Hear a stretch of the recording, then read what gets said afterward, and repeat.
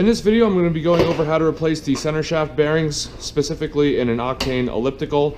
The main reason you're going to be replacing these bearings is because they have gone bad and you can actually hear the bearings click as the machine is in motion. Another reason you might want to replace them is if you get any extra bumps in the pedal stroke or kind of feel any vibration while you're on the machine. First step, you want to get rid of all the plastic covers and also take off the handles, so when you take off these pivot points you don't have any extra parts swinging around and getting in the way. I did go ahead and loosen some other pivot points too. It does help to disengage the crank arm from the center shaft here. I went ahead and already loosened up these bolts here with a 17mm socket wrench on each side, so here and also on this side.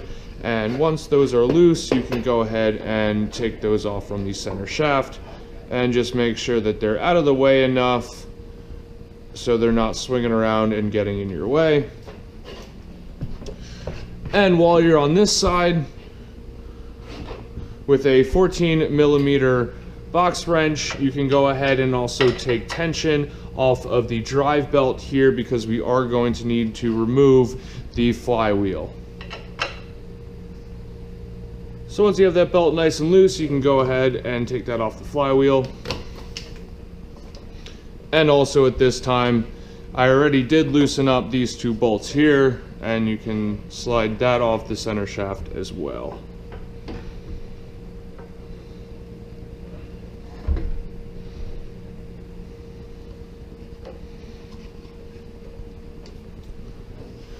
Now the next step is going to be taking the flywheel out of the center shaft and out of the bearings here. And for that, we are going to use a snap ring pliers. So once you have your snap ring pliers ready, you can go ahead and remove the snap ring from the center shaft.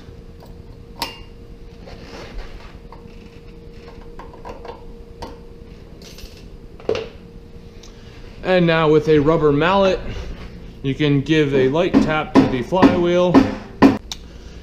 In order to give yourself enough room to fully pull the flywheel out, you are going to want to disconnect the pedal arm from the pivot point here, simply just by using a 1/2 inch wrench and a 13mm wrench to take out the bolt here.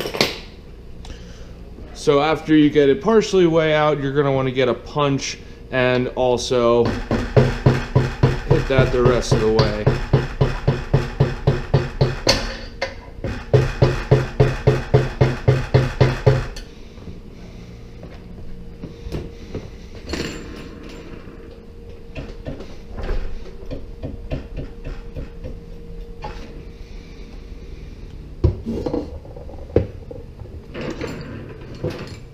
Once you have the flywheel removed from the machine, you can go ahead and grab your sledge and a punch, and you're going to want to first angle the punch into the center shaft against this side of the bearing from the other side, and lightly tap down at the bottom, angle it again towards the top from the side, and so forth, and keep going around in a circle until that bearing fully makes its way out. When you pop this bearing out, you're going to want to do the same thing from the other side to pop this bearing out, which I'm not going to do in this case. Once the bearings are removed, we're going to go ahead and get our new bearings. Also in the kit, they'll include a small tube of Loctite. So when you go to install the new bearings, you're going to put a few drops of Loctite and spread that around the inside of this collar here. And what that is going to do, when the Loctite dries and expands, it's going to lock that bearing into place, so there's no extra creaking and no extra movement once that hardens.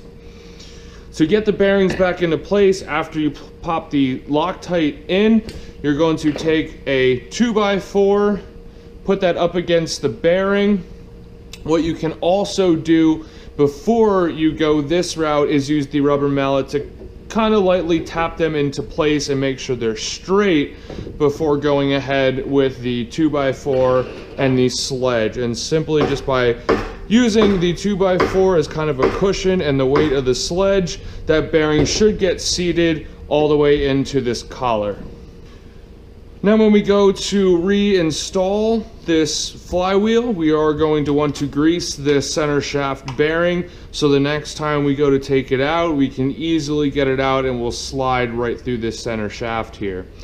So by putting on just a very light coat of grease, a small amount there, and rub it onto the center shaft, you should very easily now be able to slide this back into place. And if you do need to use the mallet, just make sure it's nice and centered, and you can give it some taps to get that going.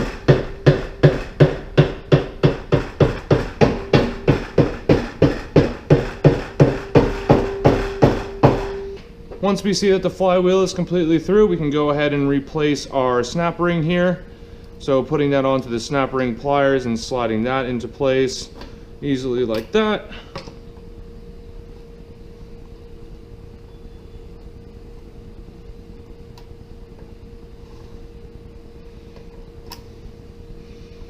And you will know the bearings are now in place once that snap ring fits into that groove in the center shaft here. While you're on this side, you can also go ahead and reinstall the crank arm.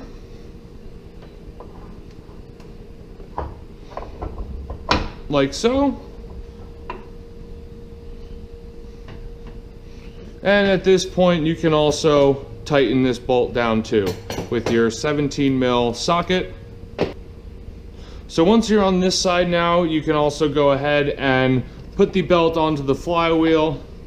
And this helps to make sure that the pivot points and all the assembly won't get in the way of reinstalling the belt. It doesn't have to be perfect at this point, but just to make sure it stays out of our way. Then we can grab the crank arm and also reinstall this back onto the flywheel. Then at this time, we can go ahead and reinstall the pedal arm.